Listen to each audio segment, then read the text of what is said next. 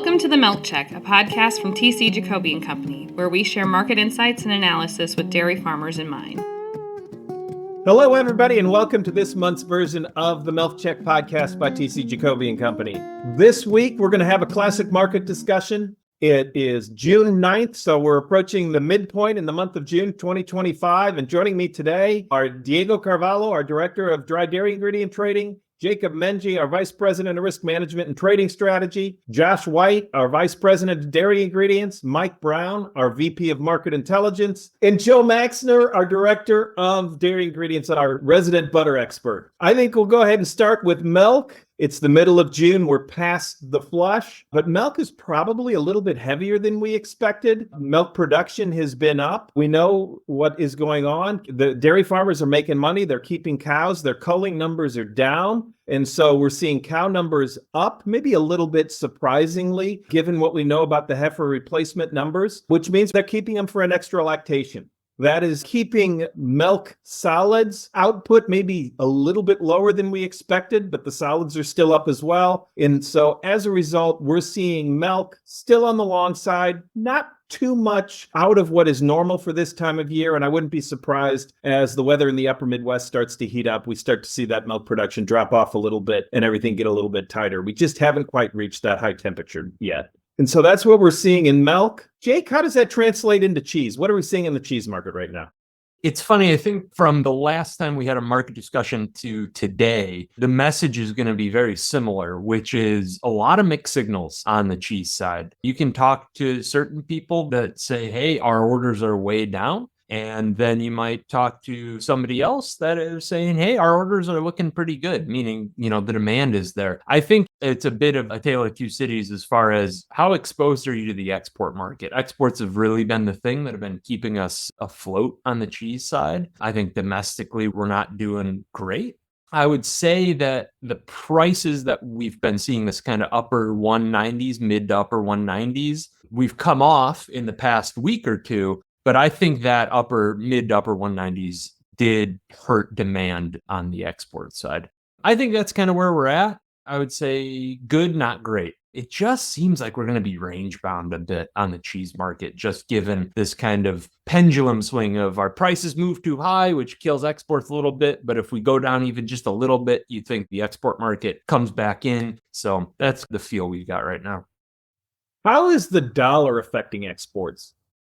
Yeah, I think it's helped, certainly. I would say that is probably the biggest risk to actually hurting exports going forward. But we don't have a particularly strong dollar. I wouldn't say we have a particularly weak dollar. But yeah, I would say that has been a catalyst, if anything. And probably if I had to pick a direction of if it could hurt or help exports moving forward, I would say if the dollar strengthens, it's much more likely to hurt our exports than the dollar weakening further and helping. So, Mike, I have a question for you. I know you've been looking at some of our milk production numbers lately. Have we been seeing milk move from class 4 to class 3 with these new cheese plants yet? Or even though we've got some of these new cheese plants built, are we still seeing milk production remain in class 4?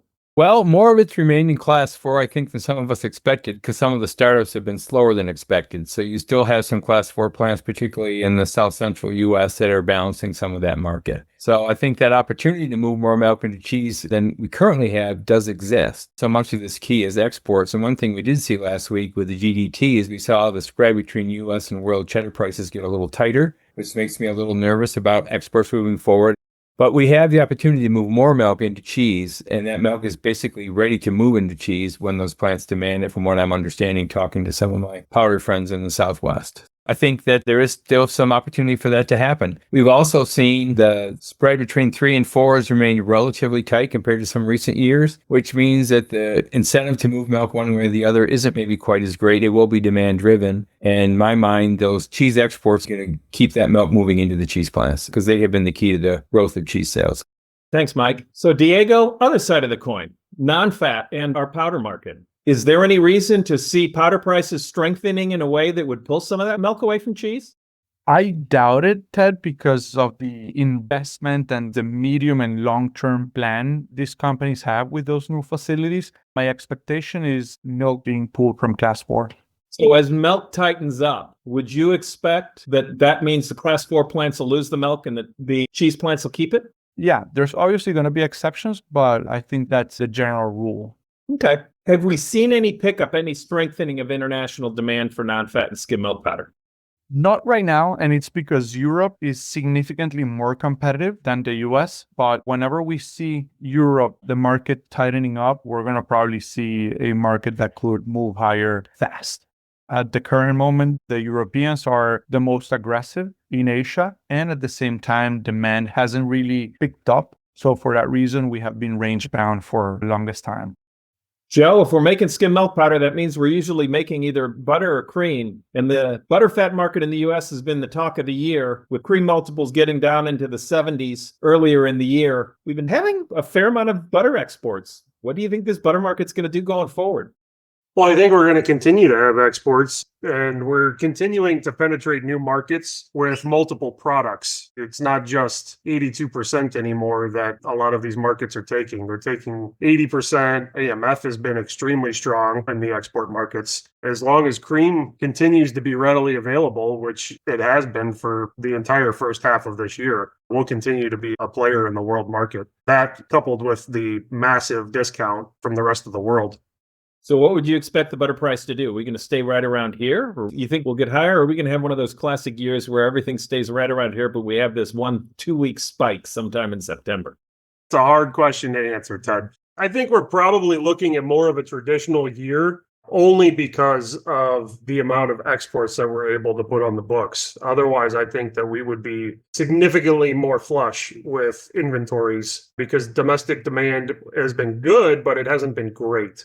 I think that if we can continue to get product out of the country, we should have a relatively stable butter price. I thought you said it was a normal year. Stable butter price and normal year don't go hand in hand. Normal pre-COVID. How about that? Joe, that still doesn't work for me. But I understand what you're saying. We're going to stick right around here. We're probably going to have a relatively stable market that people should expect to stay in this range going forward, at least right now. Yeah. Take 2016 to 2019, for example. We spent the better part of almost 4 years in about a 40-cent range. Got it. I like the sound of that. I think the market would like a stable butter price. Everybody, we will be right back after these messages. If you're a dairy producer or a cooperative looking for a better market for your milk, or you're a food manufacturer hoping to strengthen your dairy procurement or risk management strategy, please reach out to TC Jacoby and Company. We've been building worldwide relationships with all sides of the dairy supply chain for over 75 years. Tap into our expertise for unlimited free consultative support, and we'll develop a sales or procurement strategy that hits all of your targets. Please visit us online at www.jacoby.com to get started. Thanks for listening to the Milk Check. Back to the show.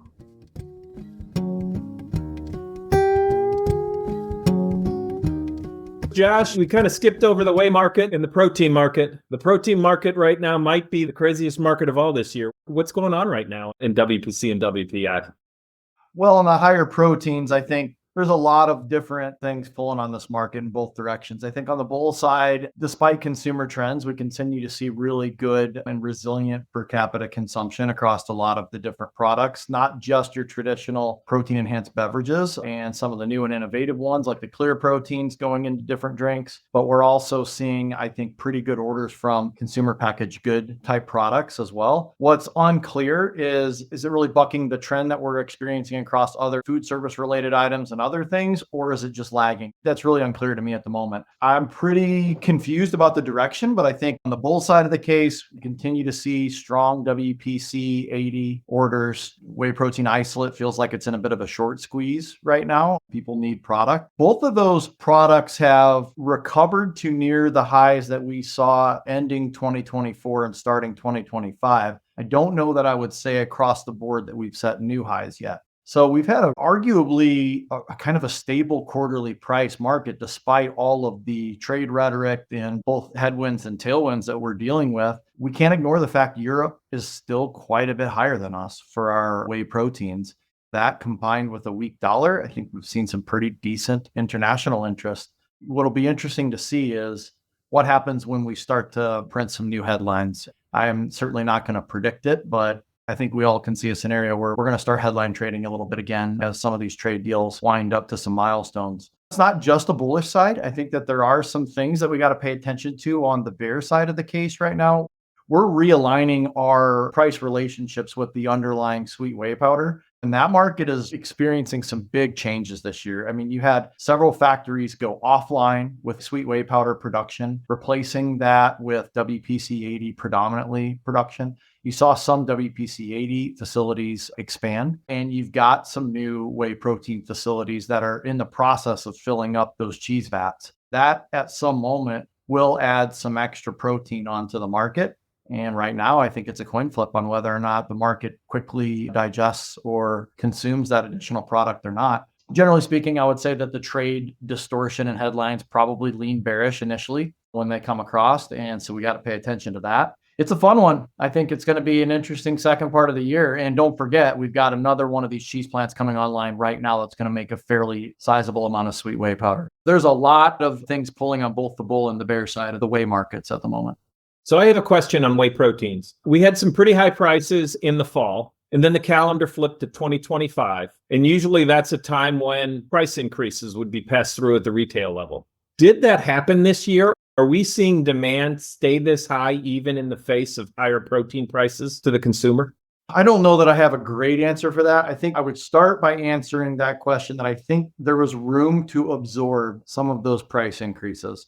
And those price increases were being layered in over multiple quarters. And we're now entering our third consecutive quarter where I believe that the quarterly negotiations from processor to large packer have been at similar type levels. Like we haven't been talking about quarter to quarter dollar a pound or more price increases for all of this year. And to answer your question, yes, there still seems to be demand. Now, if you start to really unpack that, I think there's probably a lot more of the story that we're not seeing quite yet. It's a long supply chain, but some of the growth that we're seeing is in like healthy eating, snack foods, things like that, where the inclusion rate as a percentage of the total product cost is smaller. They're not realizing such a dramatic price increase as you would see in maybe your sports nutrition drinks and things like that. If we start to peel the onion back, there's a lot of explanations for it. And I believe it all drives back to the fact that just consumers are paying more attention to the type of calories they put in their body. And protein is one of the gold stars of that. And whey protein in particular seems to be doing quite well in that environment. Less frozen pizzas maybe and takeout there, and maybe people are still willing to buy the higher protein snack foods and supplements. Mike, what do you think is going to drive this market over the next 6-7 months? What's the thing that we're not really paying attention to do you think is going to surprise everybody?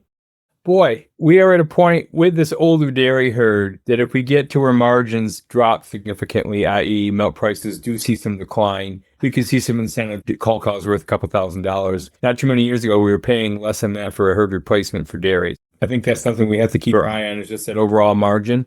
High beef prices are contributing to a good margin on the dairy. World demand, we're in such a tumultuous world right now in trade and tariffs. Our price advantage under the world prices has given us a huge advantage in export, particularly on the butter and cheese side. Obviously not so much on the powders. If we don't keep that, when we have lackluster food service and retail demand, will that give us some weakness in market moving forward? As long as exports stay strong, so far our expansion of American style cheese and to a lesser degree mozzarella seems to be moving and prices are staying pretty stable. But if we reach a point where that export market starts to not be the outlet it has been, that's my biggest concern. That world trade is extremely important to keeping the whole supply chain healthy over the next 6 to 12 months. I couldn't agree more with that, Mike. Yeah, I'll chime in. Mine's just going to be macroeconomic factors. It feels like we are kind of on a knife's edge right now, frankly, with a light push getting us off that knife's edge one way or the other. Could be tariffs, could be recession in the second half of the year, who knows? Could be the trade war heating up again with either in a region we're not really focusing on, or the opposite. Who knows? It just feels like we're probably range bound. It feels like that's kind of a delicate balance, though, that if the shoe drops, it really could swing violently. It really feels like we're potentially range bound on a lot of our products, not because supply and demand is in perfect harmony right now, but rather because the market's kind of waiting for that next signal. So that's just kind of a gut feel. I wish I had more data to put behind that, but that's just how the market feels to me right now. So if we're on a knife's edge, I can come up with 3 or 4 different scenarios that would tip us off that edge into the recession side. What is it that would tip us off the edge into the economy is now going better than expected side? Yeah, I don't know that it would be that the economy goes better than expected. It would be that the clouds clear, those uncertainties get cleared up. There's kind of a definitive resolution of some sort to the trade war. Maybe the dollar recovers a little bit as a result. That's how I think we get to that more positive outcome. I think there is a lot of uncertainty weighing on the market. And if that gets cleared up, I think it'll drive probably better domestic demand, maybe better global demand, etc. Okay. Is this just one of those markets where in just about every product right now, we're kind of range bound and we're waiting for some piece of information that would tip us one way or another? That I think we got to pay attention to the timeline that we're on. And what I mean is the same fundamental variables that have influenced markets and price over the past 6 months will have a different impact on markets and price in the next 6 months. We came out of our heavier milk production season. The majority of milk in the world is produced during the Northern Hemisphere spring season. We're going into lower seasons, both in Europe and the US, which makes us slightly more vulnerable to just risks to our forecasted supply. Right now, I think we're expecting Europe to be flat to slightly better on either side of unchanged. Correct me if I'm wrong. And the US, we're expecting year over year growth in milk as well as growth in components.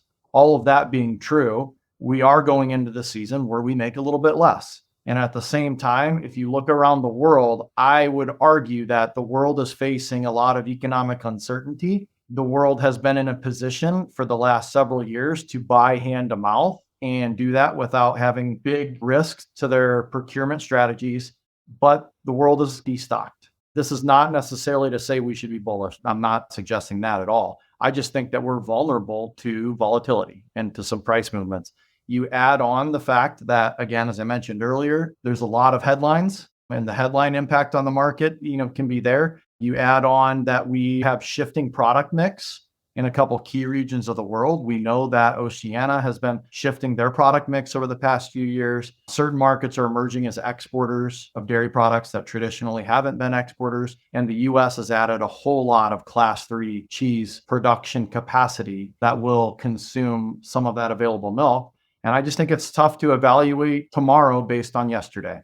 Makes sense to me. All right, guys. Thanks, everybody, for joining me. I think this was a great market discussion. I think the message is loud and clear. Markets are probably going to be relatively stable, at least for the short term, until there is something that tells us that markets need to move, whether it's weather like heat, or it's something in the macroeconomy, or it's something on the demand side like less exports. Let's go ahead and head into this summer and let's see what the heat brings. Take care, everybody.